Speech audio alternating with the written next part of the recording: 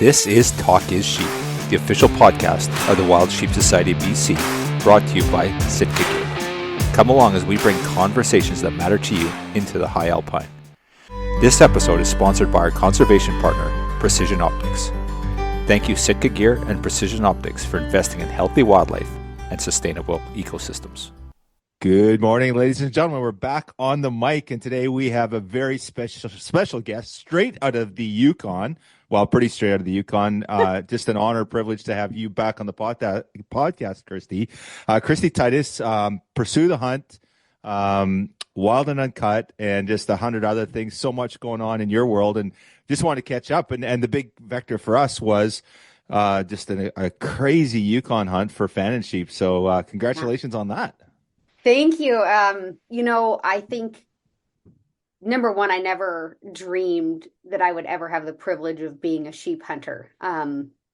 It's just one of those species that is so iconic, and you dream about it, and so now for me, number two, it's really unreal. I'm like halfway through my slam now, and it's taken a lot of planning and a lot of intentionality in life, but it's something that I think hopefully we can all try to achieve. And that's the great thing about it, is it gives us a big goal. And I can't believe I'm a mountain hunter, and I can't believe I get to see the places I've gotten to see. So it's a blessing. Yeah, it's super cool. And, I think a lot of people, and I think, you fall into this trap because you go on the socials and you look at somebody and they're like, oh, they've done this amazing achievement. But the thing is, they've been working their whole life, and you just see that snapshot. You're like, oh, I've just, I'm halfway to my slam, or whatever the case may be. And you're like, oh my God, I'm so inadequate, or whatever. It's like, well, no, but this is like a lifelong passion, and it's going to take time and dedication. And really anyone can do it if they put the effort into it and focus on it. It's a goal. It's just a matter of priorities, isn't it? Literally. So I make a TV show for a living. I don't make a lot of money. I have a great lifestyle, and I am very blessed to do the things I do, but I have to live, extremely intentionally. And I planned this hunt for 5 years, and I have been saving for 5 years to do the hunt. So like I literally have traded in having a new car. So like my truck has 210,000 miles on it, and I live in a 120-year-old house, and which I'm so blessed to have the things that I have possession wise. But I think I have traded some materialistic things for experiences in my life, and part of that is planning a hunt like this. And a lot of people think it's so out of reach, but it's just living intentionally daily. Like if you think about it, if you're a Starbucks visitor every day, if you take your daily Starbucks bill and you add it up over the course of the year, I bet you a lot of the average person for just themselves would spend $3,000 a year on Starbucks. So if you have a family, are you spending $6,000 a year on Starbucks? And if that's the case, maybe if you eliminate that and use that money to start saving, then you can all of a sudden find money to do experiences like this, where you might not realize that they're within reach. They just take intentionality and planning and some sacrifice. Awesome. So you've got a very diverse portfolio, I guess we could call it, when you look at your hunting experience. A lot of prairie game and antelope and whitetail, but not exclusively. You've got sort of what got you interested in the mountain hunting stuff and sheep in particular, and now I've noticed like the hashtags like halfway there, and citing the slam, and so obviously that's on the like that's a vision and that's a goal. So let's just talk a little bit about that journey on how you sort of got into that mountain hunting experience, and then specifically for the slam. Well, I never thought that I would be able to sheep hunt. So for my first sheep hunting experience was in 2012, and I went north with North River Outfitting, and I accompanied a hunter on his pursuit of a stone sheep and a mountain goat. And Ron and Maria Nemnicek were amazing. They own North River Outfitting, and that's in northern British Columbia. And I was with Dr. Bob when he harvested a beautiful ram. And I thought, well, I'll never be able to afford to do this myself, but I want to have the experience of mountain hunting. And I had never done a backpack hunt. So it was really, coming up from a background of horse hunting, I had so much to learn about how to backpack hunt because it's wildly different from horse hunting with the choice of gear and equipment and what you can carry and, your carrying capacity overall and just how you manage activities of daily living on the mountain from a backpack is so vastly different than from a horse. And so, Ron and Maria were great. They let me accompany this man on this hunt. There was another hunter also who harvested a stone sheep and a mountain goat. And then at the end of it, we had 3 days left.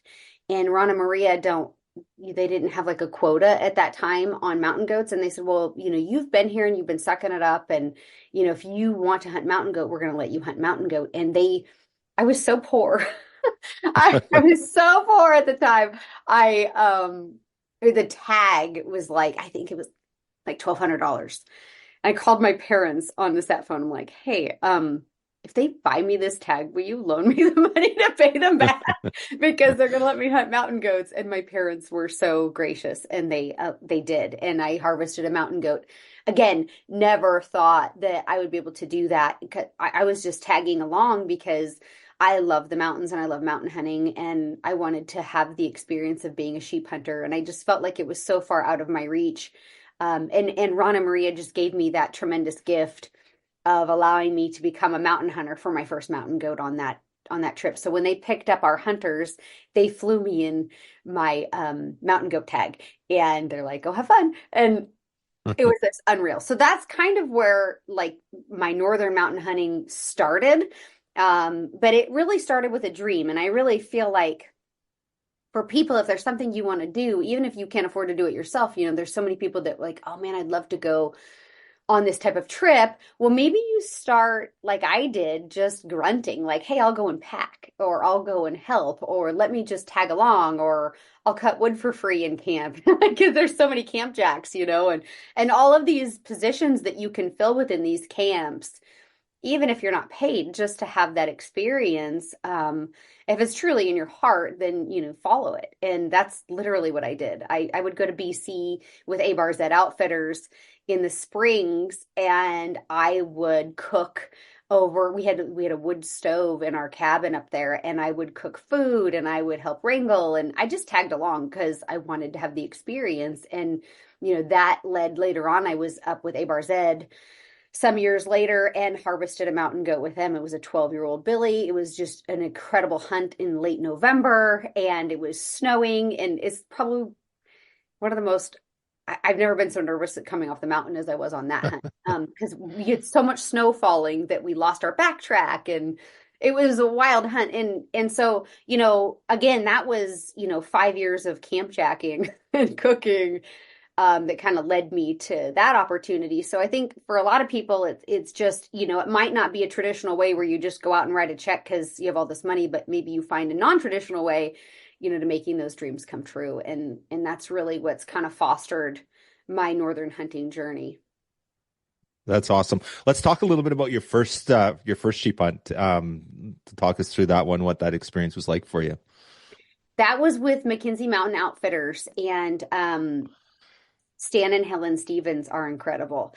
And I went up there, and when you see the McKenzie Mountains, it's absolutely breathtaking. And what is so incredible about being in some of these places is knowing that you are quite possibly the only person that has ever walked on the ground where you're walking. Like there is a strong possibility that no man has ever gone there before, or woman. And it's just wild and untouched country. And it just makes it so intoxicating that, the landscapes you're seeing, the wildlife that you're experiencing, they've likely never seen a human before either. And that makes it truly special there. They have an excellent camp.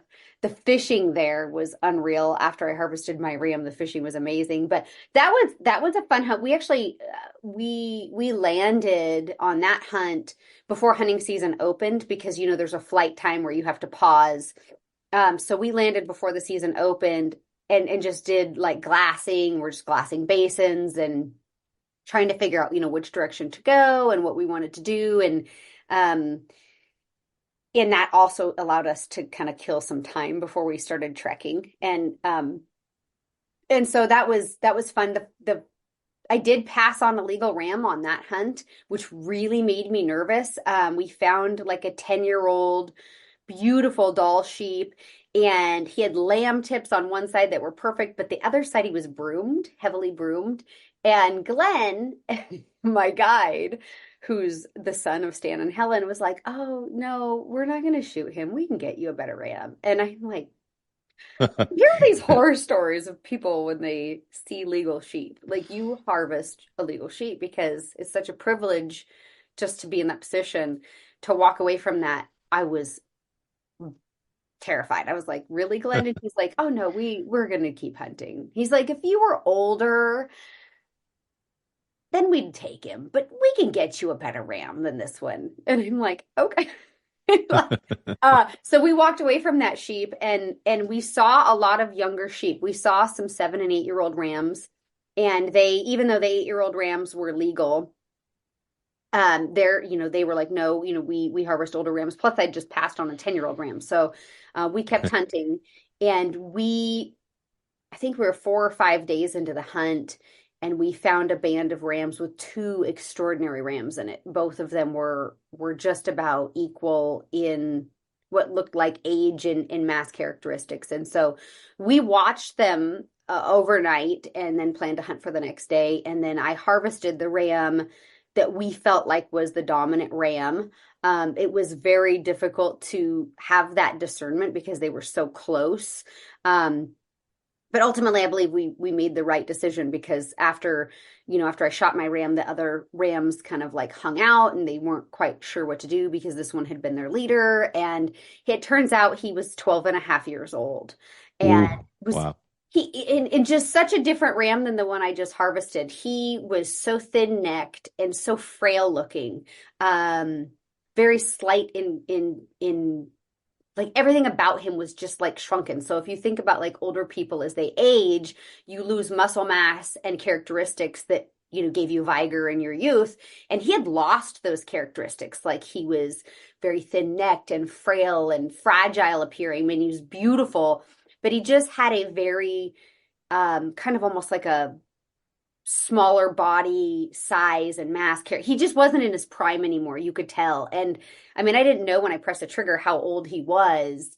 My taxidermist is the oldest sheep he'd ever mounted. And I'm really glad we harvested that ram, because the chances of him, living through another winter was probably close to zero. I mean, he was just thin and worn, and everything about his body, it was just the perfect sheep to take. And what an honor.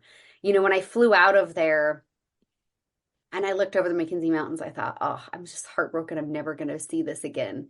And I thought, "No, I'm not going to do that." And I booked a caribou hunt for the next year. And I came back. I was like, "I can't do this. I have to go back." So I did. I thought, there's no way this can be the last time that my eyes gaze upon this landscape. I had to return. That's phenomenal. So was this ram that you take, was he broomed off and all beat up, or what did he do? Or did he have his lamb tips? What kind of characteristics did he have? No, the ram had beautiful lamb tips, even in his advanced age. He was gorgeous. I mean, he's just a beautiful sheep. He wasn't super heavy horned. He was quite thin horned. But I mean, just an exceptional sheep to harvest. And I just felt so honored, to give him the grace of, passing. I think at that age, to be a sheep in a winter condition would just be unimaginably horrible. And so I felt like I gave him a very valiant death, and very quick, and honored, what he had done on that mountain for the 12 and a half years before. And he was delicious. Actually, sheep meat is amazing. I don't like lamb, but it's nothing like lamb. Sheep meat is amazing. It's not tough. It's just delicious. And when you're out there in the mountain, I don't think there's anything that is possibly tastes better. Did you guys cook the ribs on the fire out there on either of your hunts? No, we didn't cook the ribs. We cooked backstraps. So we Okay. were, Oh, well, there you go. yeah, backstrap. Yeah. And then, we fried it in the coal fat, which is incredible. So you break down that coal fat. And then when that coal fat gets crispy, it's absolutely delicious as well. So, you create that fat pad and then throw the backstraps on. But actually on this last sheep hunt, we didn't even have a little pan. We cooked the sheep meat on a rock, which was awesome. Ah, Hot rocks. yeah. Yeah. Yeah, it's so cool. Yeah. And it's something that you can't explain. Like, it's cool to see in pictures, but until you've done it, you just can't. Yeah, it's just such a unique experience. It's incredible, isn't it? Yeah, and I felt the same way when I left North River Outfitting. I booked a trip in 2017. I did moose and caribou there, and that's the only moose I've harvested. So now I'm really honored to have harvested two caribou, but I thought, well, I have to go back there again and do this again. And so I did go and do a moose. And that was a really special hunt because it was an all-girl team. So Miguela, she is the daughter of Maria, which owns the outfit, and then Kate from New Zealand, who's an extraordinary mountain hunter. So it was us three girls and my cameraman, and caribou and moose hunting, and you get you're dropped off 100 air miles from the nearest road, and you're three girls and a cameraman out there navigating, and it made it a very special hunt. Like, you see so many women guides now up north, and it's truly extraordinary what some of these women are doing, and how tough they are. Like, Miguela is tough. She can carry as much as any man I know. I cannot carry. I mean, I'm very small, so I'm very limited on the amount I can carry. But you take a woman like Kate, and more Miguela, but Miguela is just a beast. And even on this last trip I did in the Yukon, my guide assistant Kathleen, she is a brawny lady, man. She is tough and gritty and can carry a lot. She's tough. Yeah. How important is that for you? Obviously you're a role model and a mentor for so many people, and for women in particular. How important is it when you're planning your hunts and your trips that you're trying to find possibly a woman to be part of that? Is that something you're out intentionally trying to figure out? And obviously a very cool storyline in the scenario with your moose caribou. Is that really important to you when you're out planning a trip, that you're trying to find somebody like that?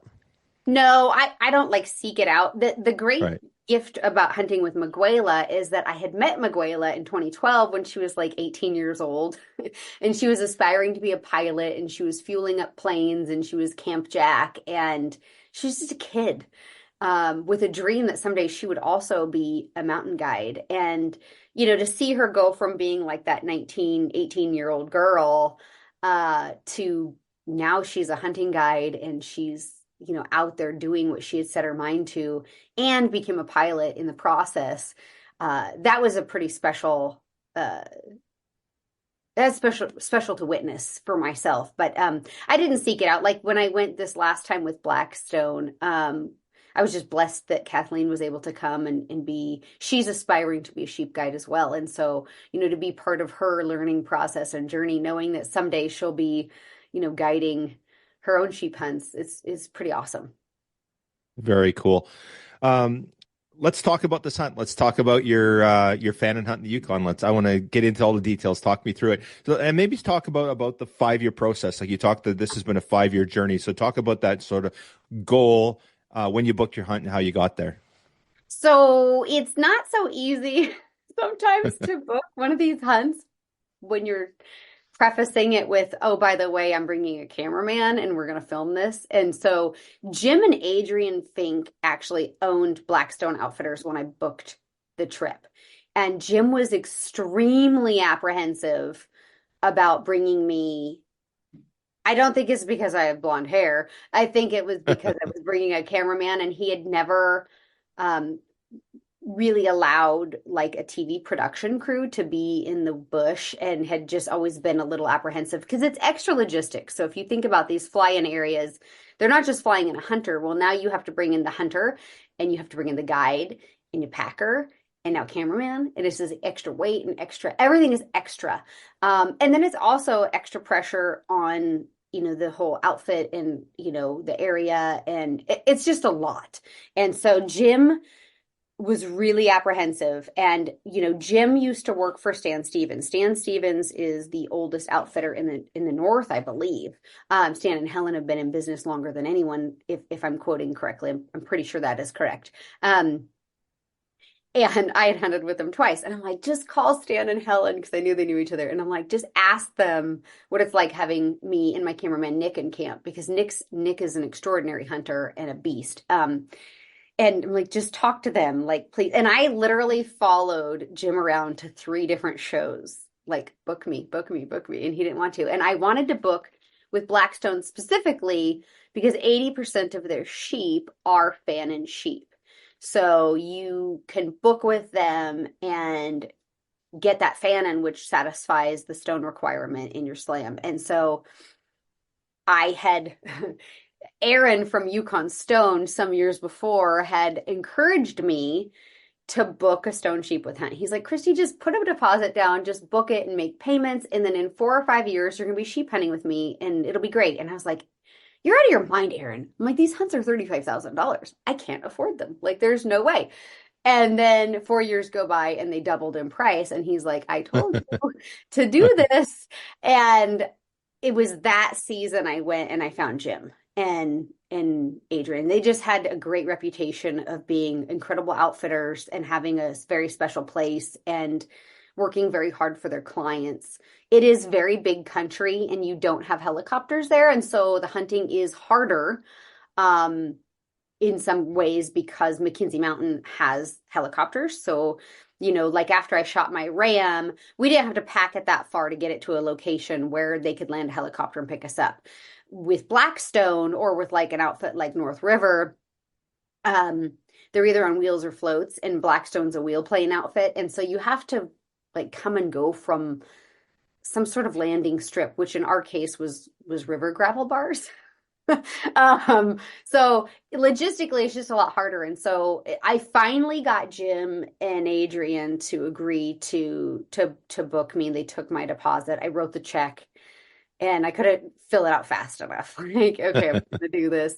And then it was just a waiting game at that point. And during that process, Luke and Heather Dooling acquired Blackstone from Jim and Adrian and purchased it. Their son Colin still is flying.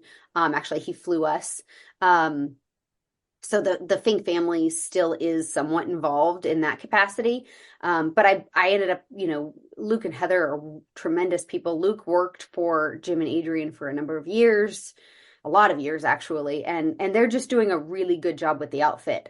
They've got a great base camp, very welcoming. Their cook is amazing. Like, the people were incredible. And you could tell that there was a lot of friendship and love in that camp, amongst the other guides, and everybody just had this tremendous mutual respect. And it was a very welcoming place. And man, I was so glad when we finally stepped foot at their base camp. But it was a lot of flights. So I flew from Denver to Vancouver to Whitehorse, overnight in Whitehorse, another private charter from Whitehorse to their base camp, a flight from the base camp to one landing strip.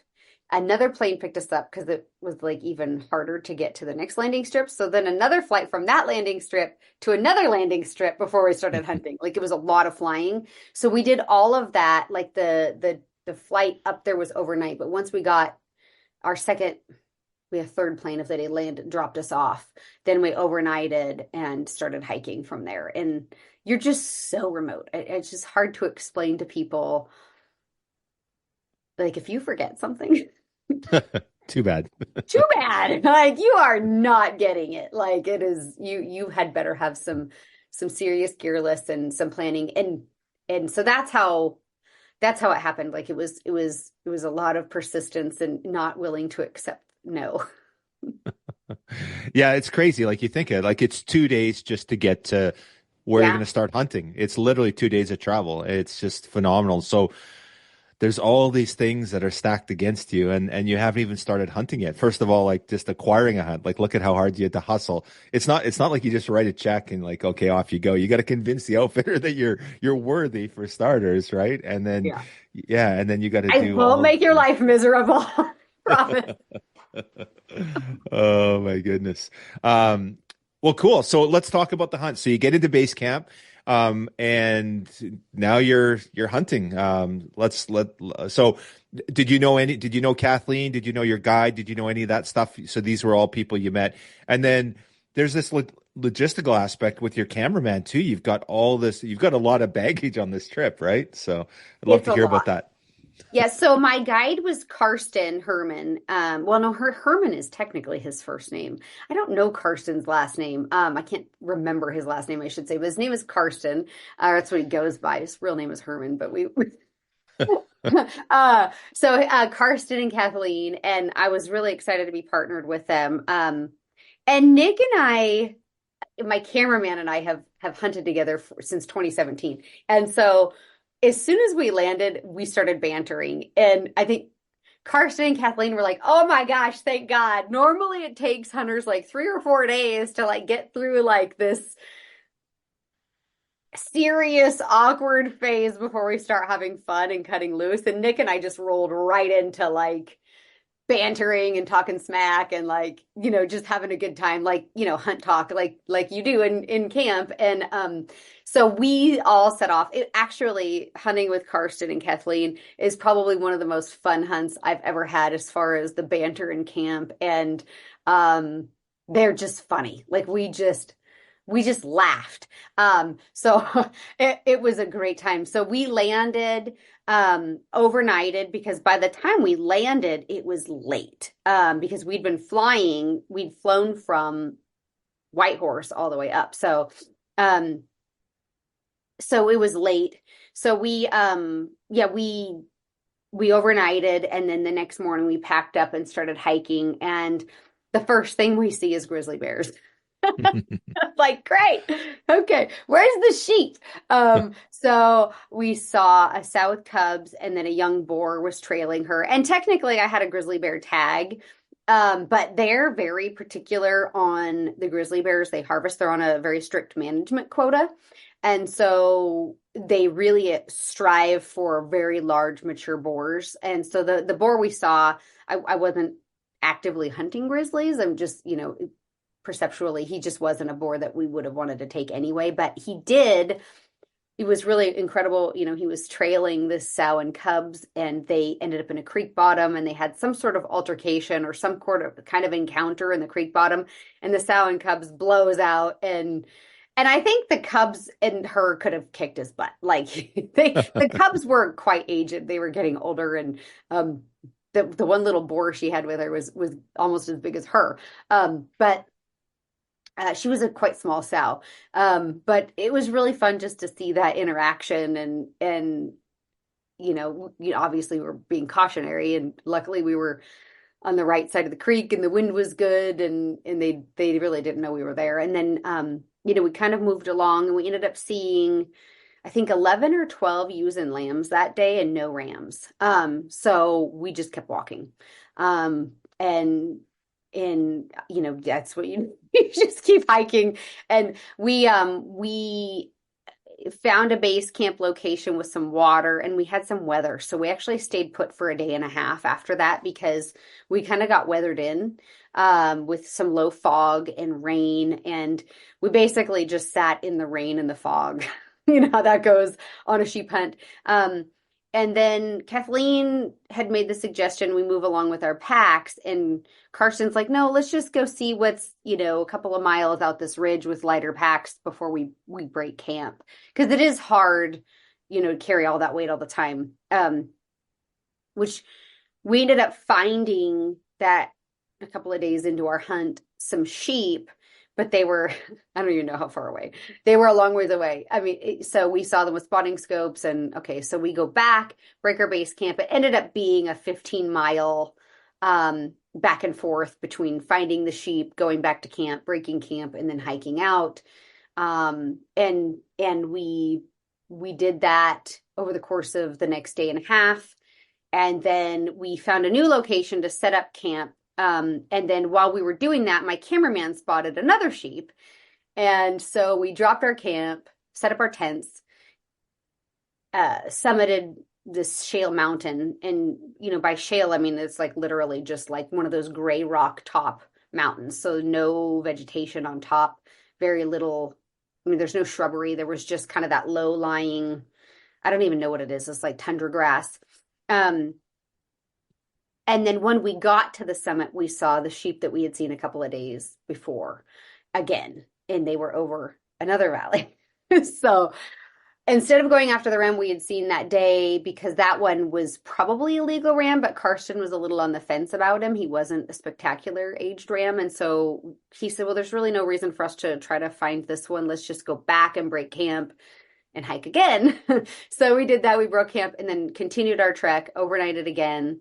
And so it's just a lot of, with sheep hunting, it's just a lot of, when you see these sheep, you see them miles away and you trek to where they are, and then overnight they can move miles again. And so you're playing like this chess game of trying to get in proximity of them, but also remaining hopefully unseen by them. So taking advantage as much as you can of the low-lying creek bottoms and the high willows, and trying to disguise your movements. And so it was really just trying to narrow down where this band of rams was. And as they moved around, just trying to figure out how we can position ourselves to be in the best place to hunt them. And so, yeah, it was a big chess game. And we continued that. So then the next day, this is day 5 of the hunt. We were like, we'd only packed 5 days of food. So, Luke was great and he went and airdropped food, but we had some substantial wind, like, I don't even know how many miles an hour, but it was so substantial. Like he couldn't get very low and drop food, anywhere near where we were. So he drops food on the top of this mountain, and we go hike up where we had seen the sheep the day before, all of us, and the sheep aren't there. And so, we're imagining we're going to summit to the top of this mountain. We're going to get to the top. We're going to look over the edge and there's the sheep. Well, that didn't happen. And so we're like, kind of like, uh-oh, we don't have any food. This is bad. So Kathleen, bless her heart, she's like, look, I'm going to go see if I can find the food drop. You guys keep hunting. I'll be back at some point with food, either today or if I have to spike out tomorrow, I'll bring back food. So she leaves, and as soon as she leaves, I ended up finding the sheep, but she had already left. So we're like, sorry, Kathleen, we just found the sheep. And so we spent that afternoon kind of trying to position ourselves with the sheep. And by the time we got into a good spot where we could see them, because originally I'd only spotted 1 sheep, it turns out there was 8 sheep in the band of rams. And 1 sheep was quite dark gray, an 8-year-old that was just really a beautiful ram. But the ram I ended up hunting was a 9.5-year-old ram, so older, but half again as big body size wise. Just the mass on his body was incredible. So we were watching them because we were 800 yards. There was really no way we could get closer. So we were 800 yards from them. We were just watching them. We were like, well, we'll just watch them and see what they do tonight, and we'll go after them tomorrow. And they actually ended up coming off the side of the mountain and going down into the bottom of the valley. And so as they went down into the bottom of the valley, we wrapped around this mountain and tried to close the distance. And at one point we were 450 yards from them, but they were kind of wandering through some timber and we couldn't tell which ram was which. And so there was really no way for me to shoot, even though they were within shooting range, because we have to be absolutely certain that we harvest the right ram. And this ram was so funny. He would go to the other rams and like paw them in the genitalia and like hit them with his horn. Like he was like, did you guys get any video or any of that? Because that is we got all of that on video. Oh, like we were with them for all afternoon, like watching Right them, filming them, and watching him. They were like smacking heads, and I mean nothing super aggressive like they would during the rut, but just like playing around. And that older ram that I harvested was instigating it. Like he was like, come on, guys. Nice. Like, and just to see him like punch the other sheep, you're like, what is he doing? It was really quite entertaining. So they were in the trees and we couldn't figure out which one he was, and they kept going down the valley. And I really thought, well, we'll just watch them until dark and then we'll have to figure out a strategy for tomorrow. And then there was like a little drainage where it dropped in, and then we didn't see them come out the other side. And in that drainage was a creek bottom that led into like an auditorium, like a gray auditorium bowl. And keep in mind, it's extremely windy. Like we have some horrible wind, 20 to probably 40-mile-an-hour gusts of wind. Clear weather, beautiful weather, but it's windy. And so we assumed that the sheep were heading up this creek bottom to get in that bowl and out of the wind. And we used that opportunity to literally take off running after them as fast as we could. And my cameraman, Nick, he was so funny. He's like, Kristy, I have to tell you, like when we were running, I was telling myself, you can't stop now. You have to keep going, because it was so hard running across the tundra. It's like running across a mattress. You just squish in, 6 inches with every step. And so it's physically very demanding. And so we went as fast as we could. And we got up on this knife edge that overlooked the bowl. And in the bottom of the creek, Karsten peeked over the edge, could see the sheep coming up, but it was in heavy brush. So there was no way to shoot or decipher which sheep was which. So we decided to get up above where the sheep were going, so we would have a better vantage point and hopefully catch them when they came out into the opening of the bowl, which is what ended up happening. So we got up above the sheep. I was set up prone. And it was like a little watchtower. It was perfect. So I was up high, the sheep were down here. They had no idea we were there, and they were just walking up the bottom, drinking and grazing, or we should say browsing on the shrubbery. And Karsten, this is where Karsten, I think, got really stressed, is we have to make absolutely certain which sheep is which, and there's 8 of them. So we just worked in really good communication. So I thought the sheep that I harvested, I was like, well, that's the sheep, Karsten. And he's like, well, I have to be certain. So I just kept communicating with him. Okay, well, the ram is now drinking water. Okay, well, he has moved up and now he's facing to the right and he's browsing out of a shrub. Okay, now he is doing this. So I just kept updating Karsten on what the ram that I felt like was the mature one was doing, because I was on him with my rifle and he was only 250 yards away.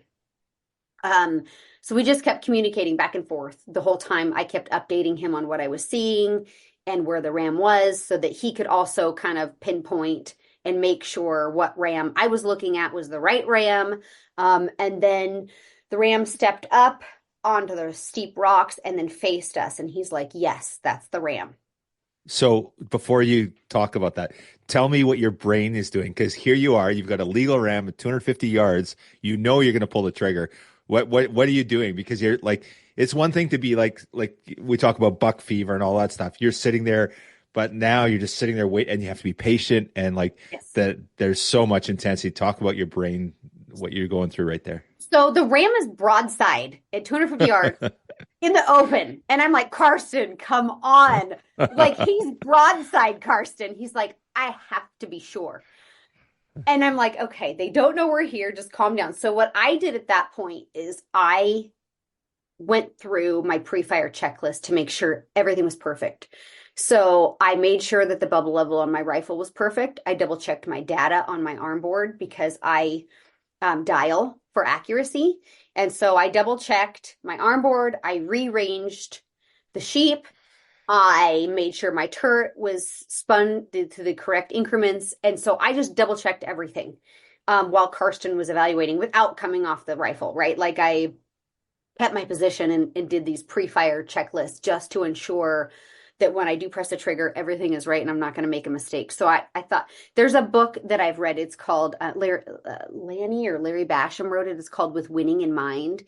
And it talks about not focusing on the winning, It talks about focusing on the process and perfecting the process. So if you do everything perfect in your process, the outcome will determine itself. So if I know in this moment, if I do everything perfect in my process, the outcome is I'm going to harvest this ram. So that starts with the range. Is the range accurate? Yes. Okay, so here's the range. We've rearranged the sheep 3 times. This is the range. My data. Am I dialed correctly based on the range? So yes, double check that. Okay, so the level of my rifle is my rifle level. Because in the optic, the sheep looks, the reticle looks crooked on the sheep. But is it actually correct? So like all of these things, I just wanted to be sure. Okay, so if I can do my pre-fire checklist and ensure that everything is perfect when I get my shot, all I have to do is press the trigger. Everything's perfect. The bullet is going to go where I want it to go. So that's what I went through. I just focused on the tasks and waited for Karsten to give me the go ahead. But when I finally got that go ahead, the sheep was facing me. So he come out to the rocks and was facing me, and Karsten's like, okay, that's the ram. You are right. Take the shot. And I'm like, no. He's facing me. So then I'm like, okay, well, now I have to wait for him to turn broadside, and then hopefully he doesn't like chase off after another ram, or like, because then I have to start building my shooting position over again and then get my range again, and like the process starts over. So I got very fortunate. He came out, he faced us, and then he did turn broadside, and he paused in front of the same bush he'd been feeding on. And when he stopped there, I said, okay, Nick, we good? Everybody good? Before I press the trigger, is everybody good? Karsten's watching. Karsten actually filmed it on his iPhone as well through a spotting scope. Nick was on the ram, and I pressed the shot. The shot was perfect, and the ram went up and through the creek bottom and out the other side, and he was still on his feet. So I ranged him again. Actually, Karsten ranged him for me, gave me the range. I dialed it, and I put a second shot into the ram because if they're standing, I want to make this process go as quickly as possible for them. I don't want him to stand there for 60 seconds. I want him to fall. And so I put a second shot in him. The second shot was also perfect. Neither shot was bad. And he fell backwards, and that was, his last moments. And number one, when something falls like that, I still don't get off the gun. So at this point, I have a 3-round mag, shot twice. I chamber another round, and I stay on the ram.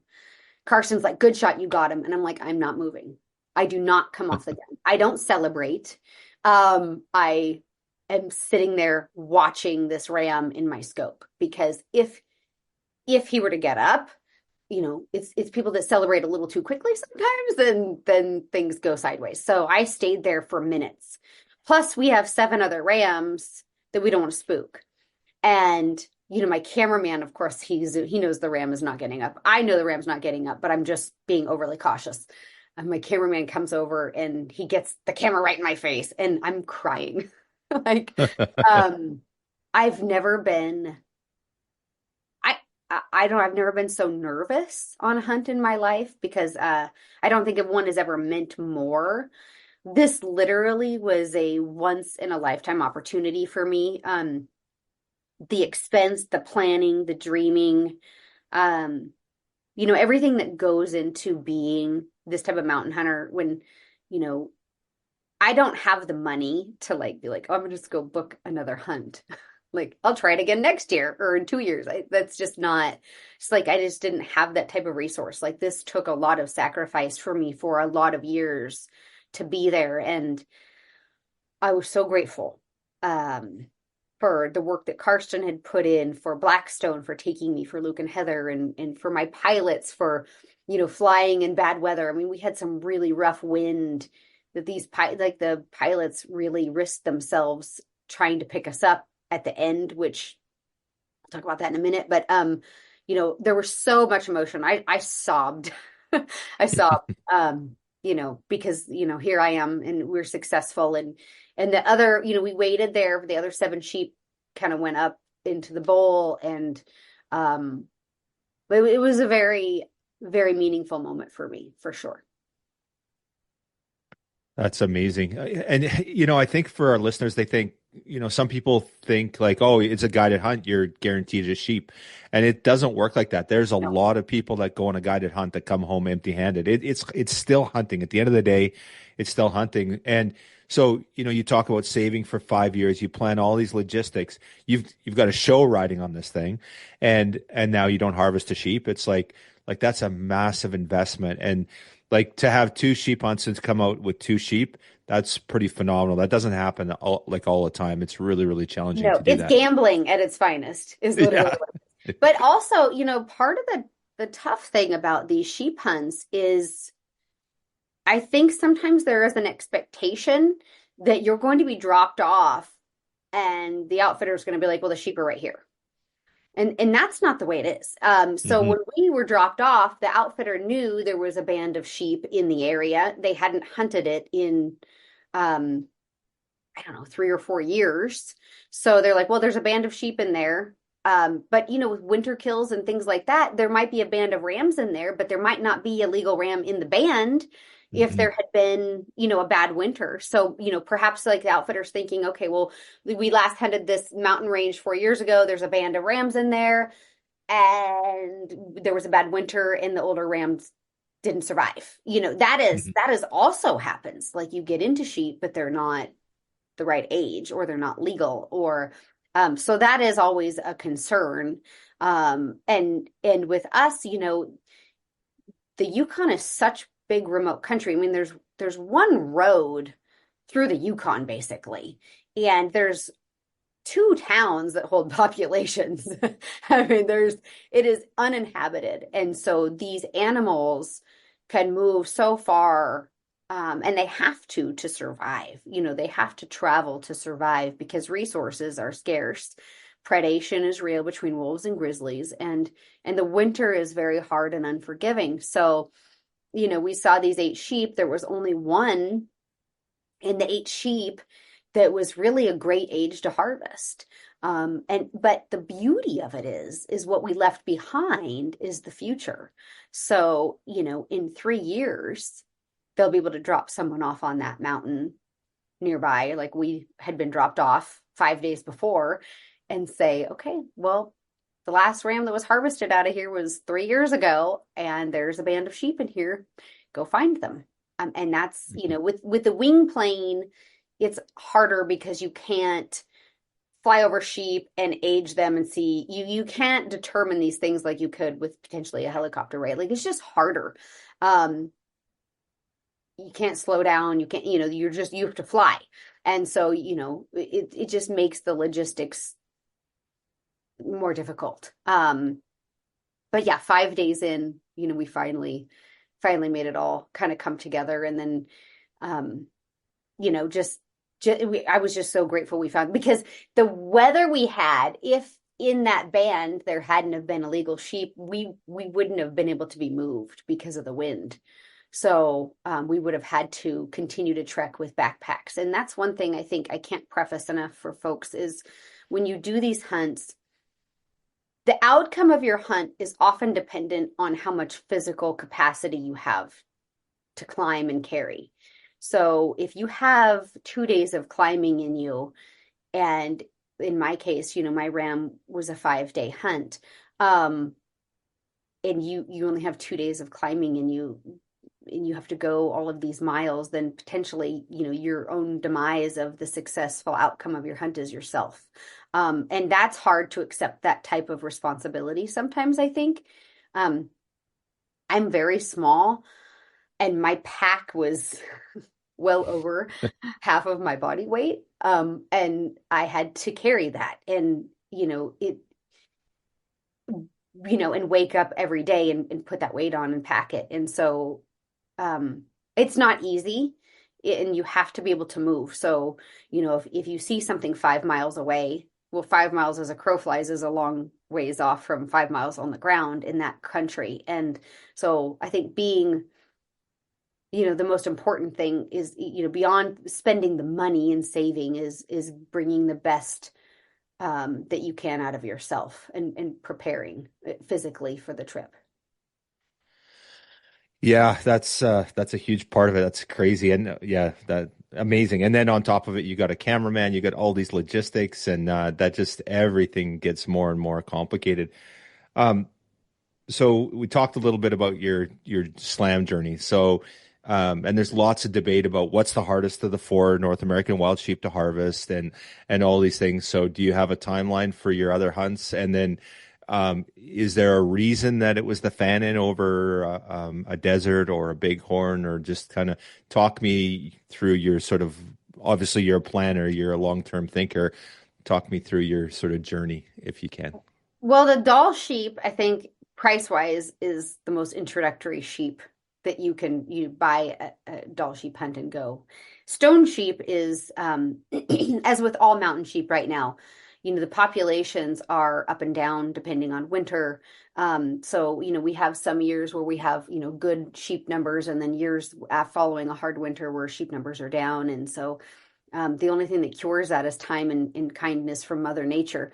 And so I felt that because of the state of the pricing for the stone sheep, that was one that I should focus on trying to get that as my second sheep. I never thought I'd get the first sheep, let alone two. So I prioritized the stone or the Fannin. I picked a Fannin over the stone because of the price. But it's also riskier because I could have gone on that hunt and found a legal ram and it not be a Fannin. And so there's also that. So you're kind of double gambling. So you're going to end up actually with two Dall sheep and no Fannin. So, there is a little bit of that, but, so I picked the stone just because of the price, the Fannin just because of the price, and the difficulty of getting that hunt is not getting easier. I feel like that is a very difficult hunt to get. The issue with the bighorn sheep, or the blessing with the bighorn sheep, is we have them in North America. So I've been point building in Montana, Nevada. I'm a Wyoming resident. I've been building in Colorado. My hope one day is that I'm blessed to draw a bighorn sheep. So that is the only goal I have for bighorn, because of the price of those, to buy at auction is just beyond my reach. But I could be blessed someday in the draw.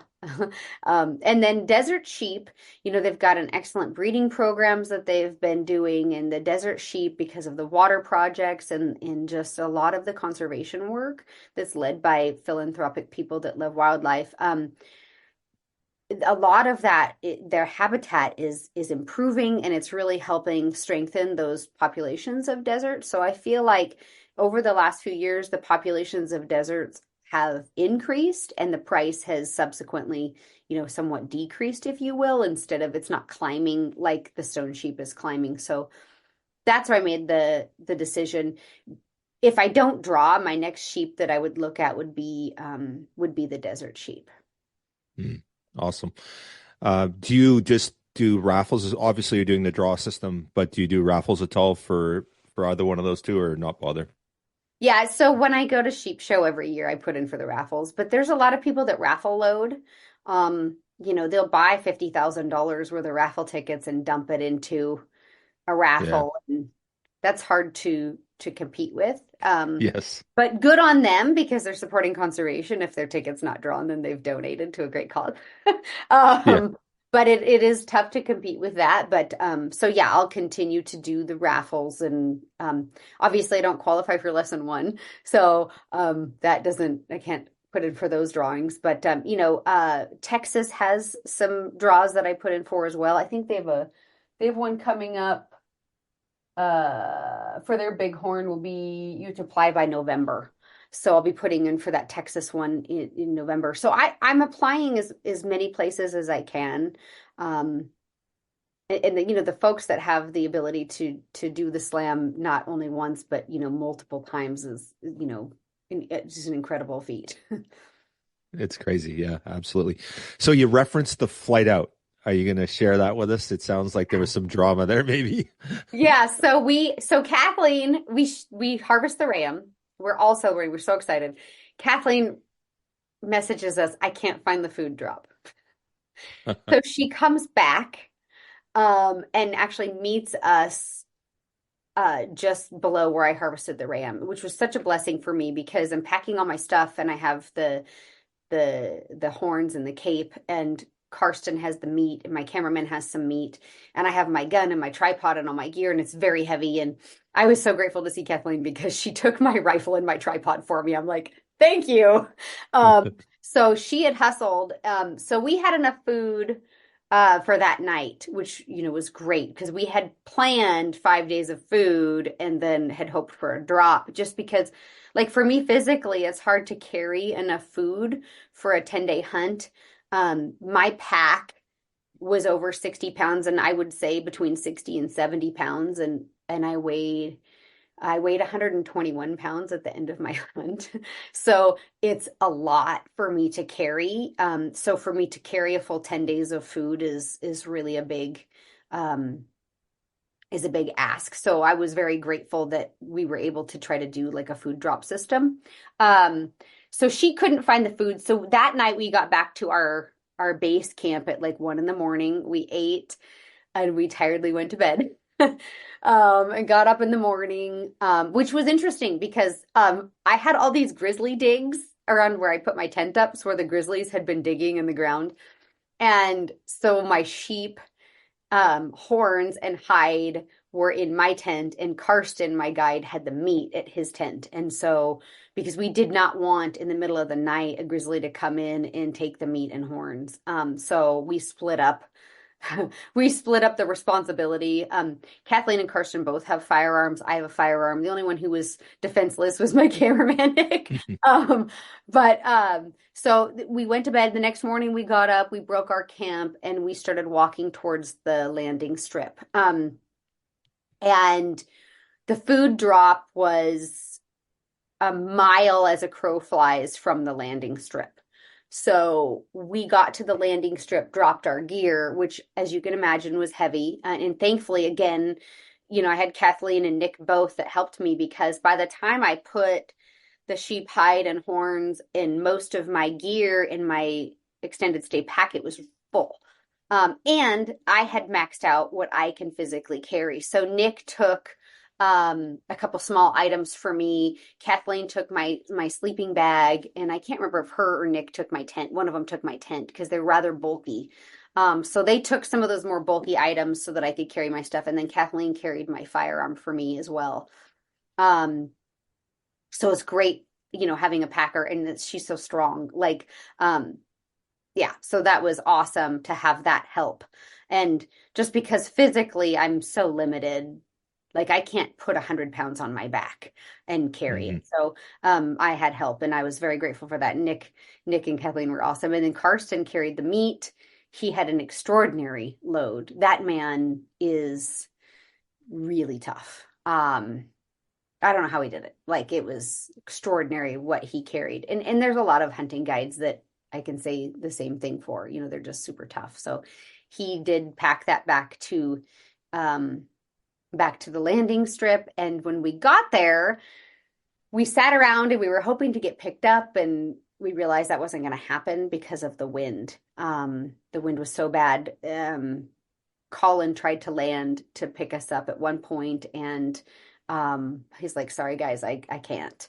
It's just too bad. And so we then took off on foot, Nick, Kathleen, and I, with no packs, and went and found our food drop, which was on top of a mountain, on the top, on a plateau, a mile away, which, after hiking and doing all the stuff we'd done, we were pretty exhausted. This is day 6 at this point. And so we hike up, we got the food, and we came back, and it was totally worth it. Thank God we did get the food. And we ate like ravenous beasts.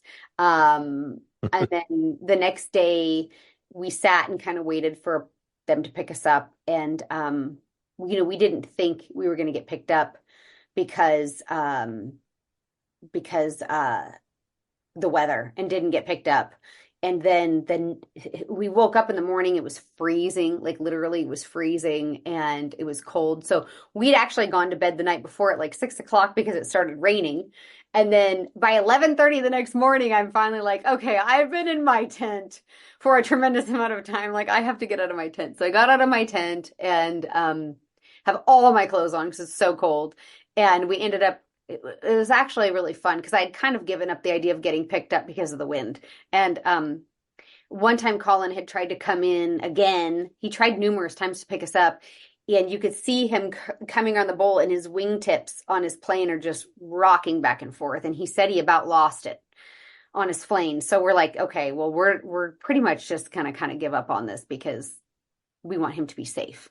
And so we built a big fire and we cooked sheep meat and we just laughed and joked. And Karsten and I were doing handstands and just being goofy in camp and just, just enjoying the euphoria of being a successful sheep hunter. And we got picked up on day 9. So we got out a day early and so the hunt came full circle and we just had a tremendous experience and I'm so grateful for the pilots. That's dangerous flying in those conditions and they picked a great window and they were able to come in and actually one of the pilots from the neighboring area had to help because we were on such a tight window with the wind to try to get us out of there. A lot of people don't think about that. Like, you're done, but that doesn't mean you're coming out. And so we were able to get out. And then the next day we went to Dawson City and that's a whole nother level of interesting. Did you kiss the toe? We are all in the toe circle club. I made everybody do toe shots. We all did the toe shots. And that man is so serious that does the toe shots. And if people don't know, in Dawson City, there's like this tradition where Bushmen had frostbitten toes or whatever with their toes. And they started doing these shots that there's 100 and something thousand people that have done toe shots. Let me see. Hold on. I have my certificate right here. I'll show you. This is so funny. So when you successfully do the toe shot, they give you like this badge, you could frame it. It talks about, okay, you have now done the toe shot. Man, I hope I can find that. This is so funny. But it is like a thing. And tourists come in from around the world to take a shot from this glass, and the toe actually has to touch your mouth, your face. You can't cheat it. And if you drink the toe, like if you swallow the toe, then you're fined $2,500. So it's called the sour toe certificate. This is what it looks like. Oops, hold on here. There it is. It's the sour toe cocktail.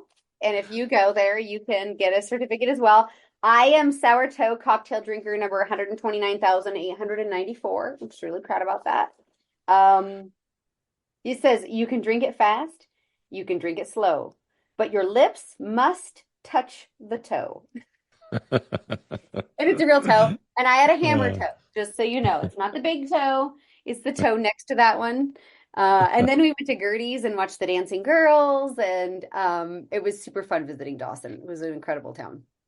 Oh, that's awesome. What a great trip. So what's your takeaway? So now that you're back home, you've unwound, you've 2 amazing sheep. Both those are gorgeous rams. So what's your average? 12 and 9. So you're averaging 11 and a half on your 2 sheep, which is amazing. That's huge. They're both lamb tipped. So I see a theme here. It'll be interesting to see on your next The wild thing about the sheep that I just harvested with Blackstone, it was so big. Its body was so massive. Like its neck was bigger around than my waist. Like it was a massive animal, immensely huge, just so much weight, so much fat. He was so beautiful and healthy. And just I could not believe how big he was, half again as big as the other rams. Like he was just a massive sheep. His bases were just heavy and thick and just an extraordinary animal to behold. I mean, I can't believe it. Like it was just absolutely euphoric. Oh, that's awesome. Well, congratulations. Amazing. And we'll be watching this space closely and hopefully have you on for your third. And when you finally achieve your slam, it'd be awesome. So someday, yes. I want to build a house next year. So and I need a new car really bad. So I have to put some of my hunting on hold, but I really want to do either a brown or a grizzly bear or both. So those are on the short list for me to start goal planning. But they're going to be close to a decade away, I would imagine, before I end up doing that. So you're obviously a planner. You've got the show. You've got lots of things on the go. What's your vision? Like, where would you go? Is it Alaska? Are you thinking? Like, where do you want to go? Or do you care?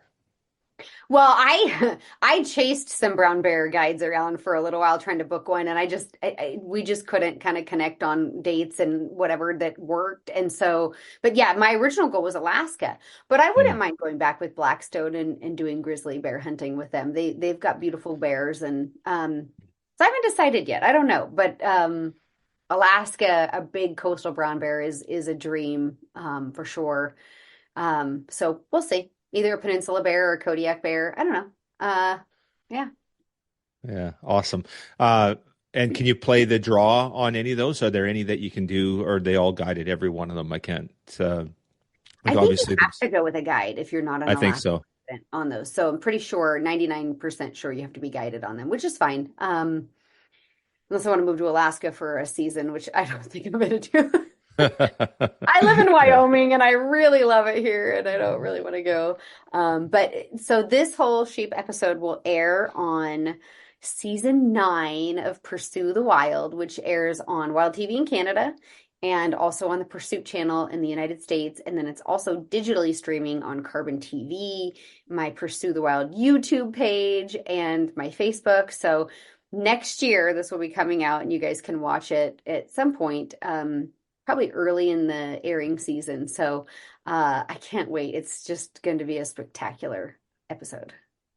Well, amazing. We'll be sure to share that once it's live. Make sure you let us know and we'll put it live on our channel and share that out. And but congratulations on an amazing achievement, an amazing ram.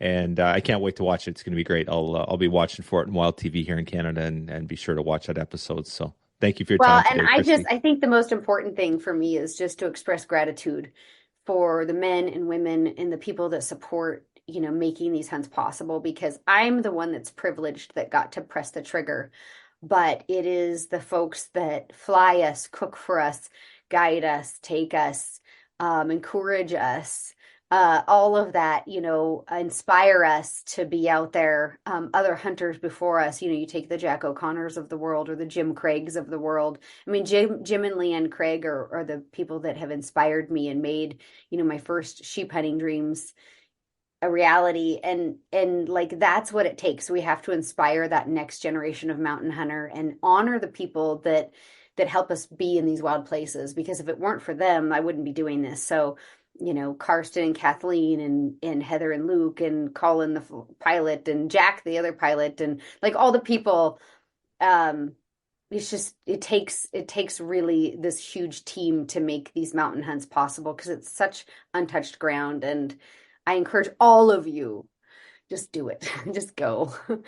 Just book the trip, save the money, make some sacrifices, sell things you don't need, and just go.